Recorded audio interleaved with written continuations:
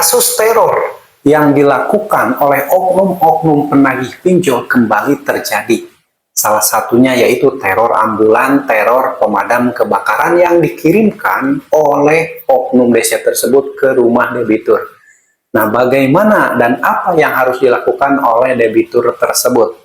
Nah, ini akan saya jelaskan sesuai pengalaman saya ketika dikirimi sedot WC dan ambulan ke rumah saya. Jadi silakan simak baik-baik dari awal sampai akhir. Tapi sebelum lanjut, disclaimer dulu teman-teman. Saya membuat video ini bertujuan mengedukasi tentang bahaya pinjol. Tidak ada intervensi dari pihak manapun.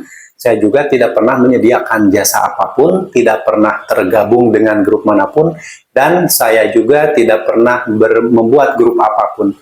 Jadi waspada dan hati-hati. Kalau di luaran sana kalian menemukan cuplikan ataupun foto ataupun video saya yang disalahgunakan, itu murni penipuan dan dilakukan oleh oknum yang tidak bertanggung jawab. Waspada, jangan sampai kalian jadi korbannya.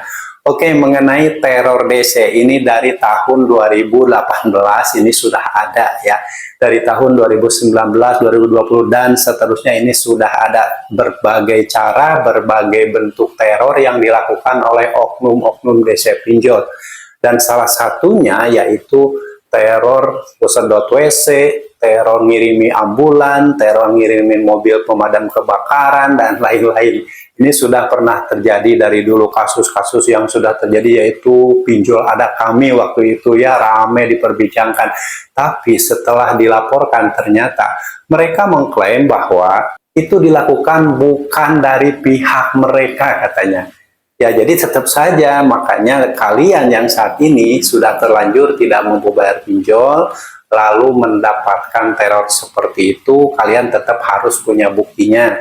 Ya, bukti rekaman videonya, bukti fotonya, dan lain-lain. Minimal, kalau kalian punya bukti, kalau ada proses selanjutnya, itu kan bisa dijadikan alat bukti. Oke? Tapi, tetap saja, ketika dilaporkan, penyelesaiannya itu nggak pernah sampai selesai gitu ya, nggak pernah. Dari dulu, dari tahun 2018 kalau ada kasus seperti ini, mana ada tindak lanjutnya? Nggak.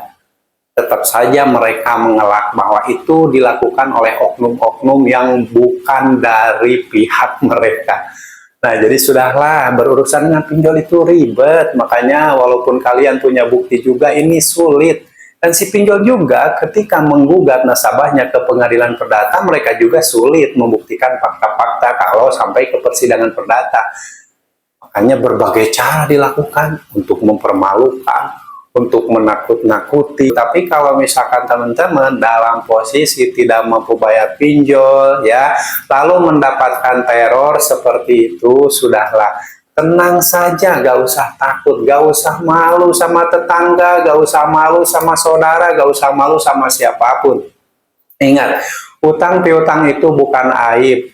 Teman kamu juga mungkin punya utang, saudara kamu juga punya utang, tetangga juga punya utang. Cuman mungkin kamu nggak tahu, jadi gak usah malu kalau diketahui kamu itu punya utang.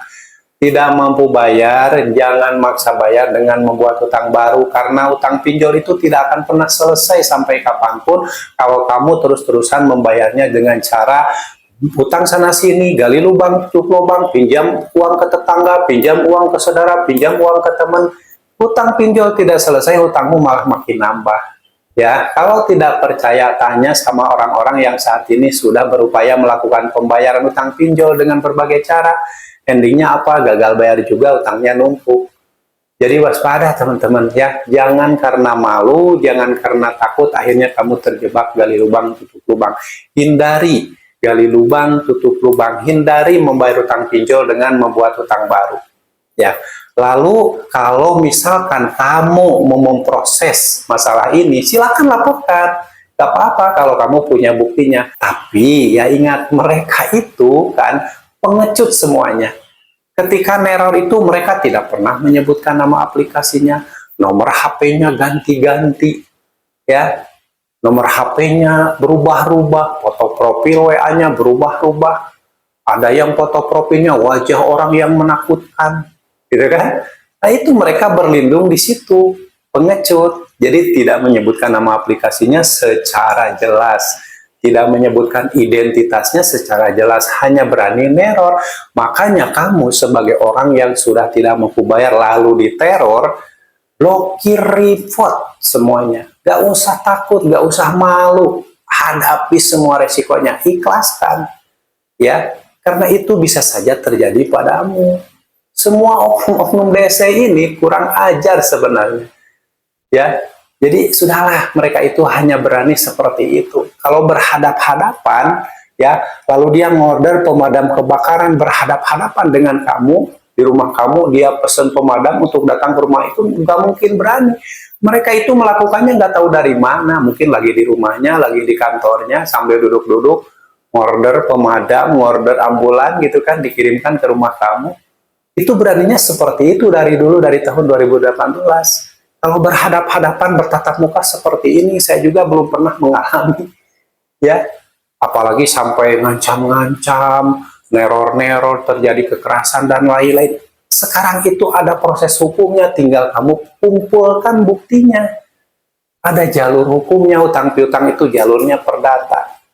Ya, si pinjol bisa menggugat ke pengadilan perdata gitu. Itu ada jalur hukumnya, nanti penyelesaiannya berdasarkan putusan pengadilan seperti apa. Kalau ternyata gugatan si pinjol menang, apa yang mau disita? Karena jaminan ketika pinjam uang di pinjol itu hanya berupa data-data yang ada di KTP. Foto selfie, tengok kanan, tengok kiri, mangap-mangap, seperti itu. Ya, jadi nggak ada yang bisa disita. Jadi nggak usah takut, sudahlah apapun bentuk terornya.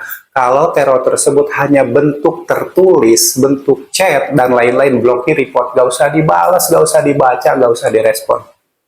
Ya, kalau panggilan telepon yang tiada henti dari nomor-nomor HP yang berganti-ganti, aktifkan fitur auto blokir panggilan yang tidak dikenal. Aktifkan, biar kalau diteror kamu gak akan bisa, mereka gak akan bisa nelpon kamu. Oke, jadi sudahlah teman-teman yang saat ini sudah menyatakan tidak mampu bayar, jangan maksa bayar dengan cara membuat utang baru, tenangkan dirimu, fokuskan dirimu, lebih produktif lah. Misalkan setiap hari kamu tetap beraktivitas, ya, minimal bisa bertahan hidup, oke?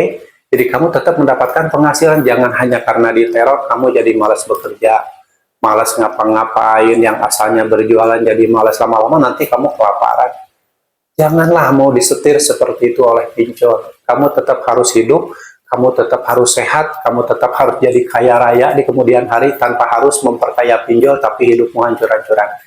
Oke, mudah-mudahan kalian paham dan ingat, apapun yang terjadi ketika kalian sudah terlanjur berutang di pinjol itu bisa saja berbentuk teror dan lainnya, itu bisa terjadi. Yang penting kalian ikhlas menerima segala risikonya.